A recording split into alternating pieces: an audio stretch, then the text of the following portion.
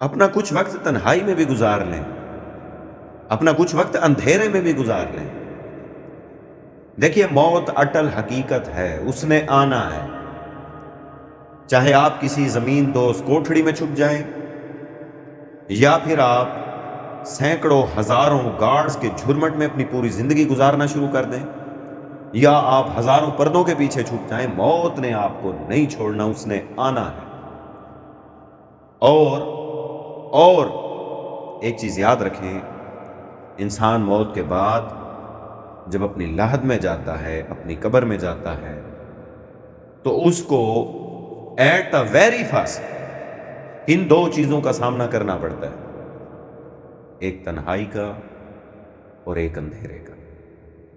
بدقسمتی سے ہم نے اپنے آپ کو اس رنگوں بھری دنیا کا، روشنی کا، دوستیوں کا، کمپنیوں کا اتنا عادی کر لیا ہوتا ہے کہ ہماری طبیعت مانوس نہیں ہوتی اندھیرے سے، تنہائی سے، جدائی سے، وغیرہ وغیرہ۔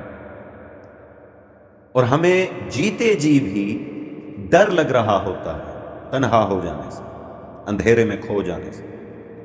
تو میرے بھائیوں، اس ہجوم بھری، اس رنگوں بھری دنیا میں اگر ہمیں کچھ لمحات تنہائی میں یا پھر گھپ اندھیرے میں گزارنے پڑ جائیں، ہمارے لیے وہی وبال جان بن جاتے ہیں، تو مجھے یہ بتائیں کہ قبر کی تنہائی، قبر کی جدائی، قبر کا اندھیرا کتنا سخت ہوگا۔ جس نے آ کے رہنا ہے، جس نے نہیں چھوڑنا،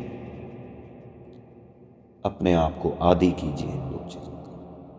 ہو سکتا ہے اس سے ہمارے دل کھلے اور ہمیں حقیقت سمجھ آئے، شاید کہ ہم نصیحت کو قبول کریں۔